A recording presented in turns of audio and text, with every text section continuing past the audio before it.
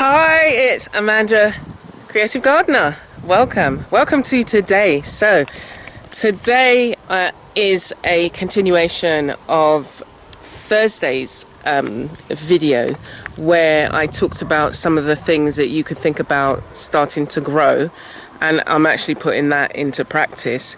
And there are obviously various steps in which you need to take to prepare your soil, decide where you're going to put the plants. And what I would say is to not get overwhelmed by a big packet of 400 seeds. So what I've done, I'll show you some of the things that I've planted, and just have started to, and I'm sort of like, I only did it yesterday, and so it's just like, oh, they started to grow yet. But and I'll touch on a few other things that you need to think about, or that I am thinking about, and that may apply to you as well. So the thing is to, first of all, decide where you're going to plant. If you don't have the outdoor garden space, and think about using some pots. Think about where the warmest place in your house is, that you can maybe have a little area where, or by the window where you're getting in the sunlight, and it's fairly warm, again, depending on the climate of where you are. And then think about some of the easy to grow plants and vegetables and fruits that you can. So berries, again, I've not got any. It's hard to get. I've seen strawberries here, but things like loganberries, mulberries are things that I want, gooseberries. And so I'm still on the lookout for those kind of things. Cherries, I've got Bajan cherry. No, I haven't got Bajan cherry yet. I've got Suriname cherry, and I'm going to get a Bajan cherry plant. But yeah, just seeing what things I've got that I can look after, and maybe those things need additional watering because it's been very dry. I mean, we had some rain earlier, but with the sun shining, you would never have guessed that it rained for like half an hour. Anyway, so let me show you some of the things that I've planted, and the turnaround time approximately for them all is usually about 3 months. A month in some cases. I might be able to get some microgreens, but let's go and have a look. Come on.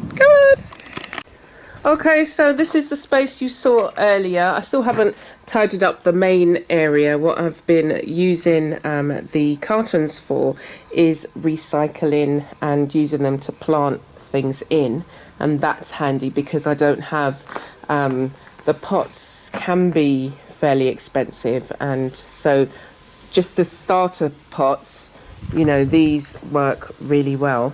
The other thing that's happening is that the slugs and the snails, where they have been coming around, what they do is, this has got it's like a foil coating, and they seem to like that. Anyway, so then the other things I've got there is cardboard, and that usually helps with keeping the weeds down, but then also using it on the compost pile. So that will be sorted. But my main area of concern was this particular area, and I'll tell you what I started to grow. So I've got things like pigeon peas, sunflowers, because then once they grow, you've got the sunflower seeds. Let me go round. I think I did some herbs as well. Oh, I've also got some seeds that I collected from a friend's garden, and this was quite a while ago, so I put them in just to see if they would grow. So I've got a fern-like plant with green berries, a low-growing shrub, red, a London plant. So these three are things that I'm not too sure of. I haven't yet sorted out an area for the kale, so I put some kale in there, and what I'll do is I'll transplant it. I'm just a bit wary of the slugs and the snails at the moment, so I need to just kind of monitor where it is I'm going to put them, and then maybe even have a cover cloth or something, I'm not sure. And I put some sage. Now, I've never really had much luck growing sage, but you know, I'm still going to try sunflower we've got here. That's not zucchini. And then I thought I wanted some flowers, so I've got zinnias, the cosmos, and forget-me-nots. So just in areas at the front where I just really want it to look pretty, and I can get some oh, I didn't realise I planted sweet pea there. I can get some, you know, just some ground cover.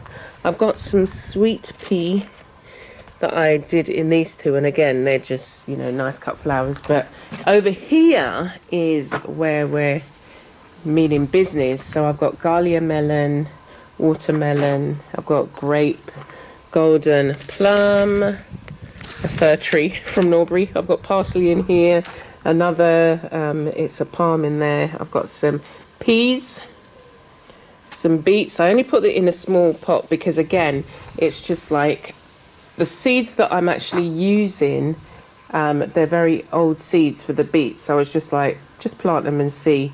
And then I will also do it in the bed as well, just to see. But clearing the bed, which we'll go over to, or the beds, it was more because I don't have a raised bed. It's kind of like a raised bed, but it's open. Here I wanted to do some more herbs. I've got rosemary and lavender. I love lavender, so I'm hoping that they do well in here. So what I did in these containers was I added just a layer of, you know, the gravel kind of stuff, so that you can get good drainage. Then I added a layer of the Mexican sunflower, and then a layer of did I put cardboard in here? No, I don't think I did in these ones. Some of them already had soil in, so I've topped it up, mixed it around, and then, you know, hopefully we will get a result.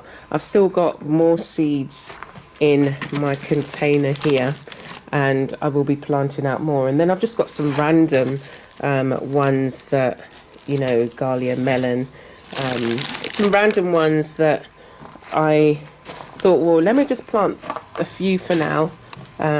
Those ones, and these ones I'm not sure they're going to take, so I think those ones have had their day. I've got more pigeon peas here, but again, it was just deciding where they were going to go. And what else was here? Mahogany, but I don't need a mahogany tree right now. It's about the food. So yeah, things that you could, you know, beetroot, what else? Broccoli, cress, spinach, and I've got those seeds on my table inside. So I didn't plan on planting today, but I'll do that first thing tomorrow. Other thing I've been doing is collecting the rocks, and these are actual coral. Yeah. Barbados is built on a coral, bed of coral. I don't know what that's doing out here. Yes, I do. Okay, so here at the moment, so these three beds are the ones that I would have been growing some of the beets, and the I've got onions, I've got carrots, and I haven't got any.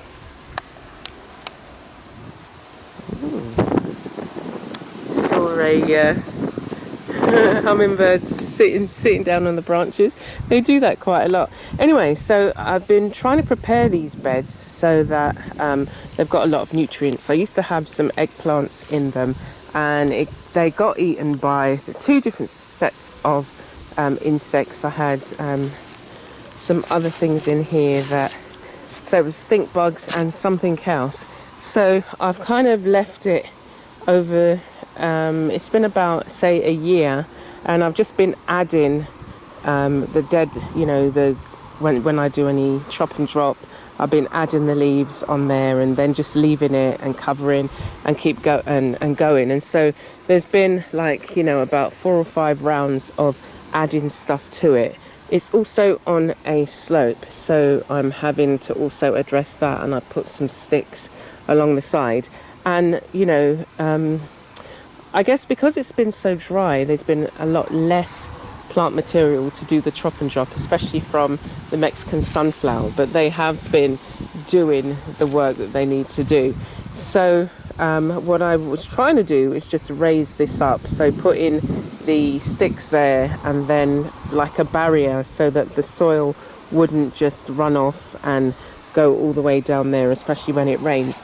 And so in the next few months we're going to have, it'll be the rainy season, so that is something that I'm trying to just prepare for, so that the beds retain as much of their shape. And you can actually maybe see how it is on here. So it's quite a slope leading down into that corner. And so yeah, so for each mini bed, what I've tried to do is just put the twigs there so that it will stop flowing down. And here is where it's kind of a little less, I've had less luck, and not luck, but I hadn't put any of the sticks along here, so you can see where the soil's just run off. And then what happens is the stones then just appear. It's like they're being spewed out. When this, and I'll show you the back there, when this was, when I cleared it, see, it looked like that before, and then I cleared it and it didn't have any stones in there. And you know, over time, it's just like they seem to just emerge. So I tried growing some stuff in here, and the only thing, I had some papaya growing, but then the slugs found it. And so I've just been filling it up as I chop and drop. I put some in here, and I'll try something else. I've got a termite's nest. It was bigger than that. What I did was I broke it, and then apparently vinegar and the sunlight kills them.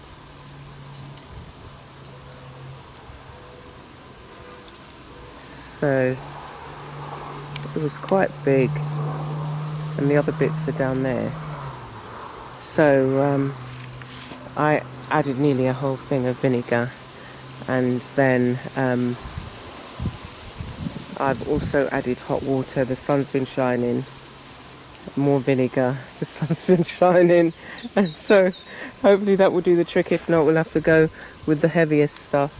But again, because we are on a slope, I don't want anything running down into my food production area. So we're going to try again with some vinegar. I'll just have to check to see whether there are any left in there, and get rid of them. So I'm preparing these beds for the seeds that will emerge from the plants I've just shown you, and I've got some others to come out. I've got, so you see the yellow Mexican sunflowers? I managed to get a packet of red ones, so I'm looking forward to seeing them grow. And if I could have red and yellow, that would be absolutely fantastic. And then I also learnt that the Mexican sunflower have some medicinal properties, so that was also a fantastic thing to find out, because I've just been growing it profusely. So the leaves, it's supposed to be an anti-diabetic, has anti-diabetic properties. Yeah, so everything is kind of dry-ish. This bed has done the best, so I'm now at the other end, and you can see how it rises up. And this bit has sunk a bit. I'd filled this with stones, and you can just see the stones as the soil has run off. And I think the only thing that I can maybe use now on here is the wood chip. So I'll have to see anyway. But it's not that kind of video where I'm giving you updates. I'm showing you the seeds. I've got some seeds to plant out, which might be too late. This is a guinnip, or ackee in Barbados, and I've got another one in a pot here. So yeah, the seeds, it's important really to get yourself started, and start with some start with the things that you want to grow, and think about the things that so you're thinking about the things that you want to grow. I don't know what he's eating there. Something crunchy.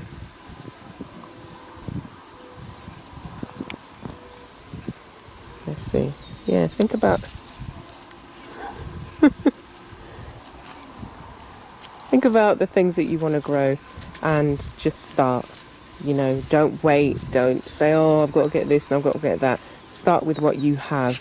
And yeah, obviously, if you've got to get pots, you've got to get pots. But if you've got a patch somewhere that you can start growing, definitely do that. So I'm looking forward to giving you an update. I'm not going to be coming every day to check to see if the weeds, what are you doing?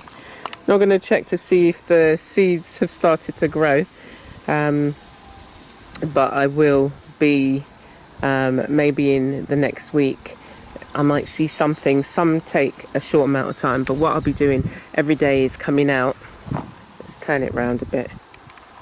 You just turn it round and you can see me. There we go. Yeah, so what I'll be doing is coming watering every day and just making sure they don't dry out, because what happens in this particular part when the sun sets in the west, under there gets a lot of sunlight, so they will dry out. So I've just got to make sure that, you know, I water them and just keep an eye on them, and also not to make sure that where I got the soil from, which was under the mahogany tree, where all the leaves have dropped and they've broken down and the soil is really rich, that there weren't any, you know, baby snails. That happened to me with my peppers. It was just like, I must have had 100 seeds and I planted them all. They all came out, and within the day before I went to plant them, they were decimated by what turned out to be loads of baby snails that were in the soil. So I've just got to keep an eye out. But yeah, looking forward to seeing how they do. On Thursday, I'll be touching on some other things that you can do. And we just got to, again, do what we can. Think about the plants that you have now and do some research on the properties they have, because some of them may have, you know, medicinal properties that you can maybe use as a herbal tea, or, you know, whatever. And obviously you have to be careful if you've got any medical conditions, that you check with your physician about the you know, safety, or go and see a naturopath about using, or a herbalist about using particular products, and then products and herbs and things like that. And then you've also got to look at, you know, the soil that you have, what you've been putting in it. If you're putting in, you know, pesticides and things like that, you don't want to be consuming that into your body. Okay, so leaving it there for now. I hope that you are finding your way, and if you can, when you can, you know, reach out to another. And there are loads of people who have been, you know, lost their jobs, who were homeless, and whose situation doesn't, you know, overnight get better because they say, you know, there's money going to, you know, this body and that body. At the end of the day, it's a slow moving process. And so, you know, where you can, see what you can do. If you've got food at the moment that, you know, you've harvested from your garden, see if there are any homeless shelters around where, or, you know, groups that are organising food collection, because a lot of those places now are reporting a drop in donations. So, you know, see where you can help, especially with the fresh fruit and veg. And yeah, we all stay connected and help one another. So look forward to seeing you on Thursday. Take care for now. See you soon.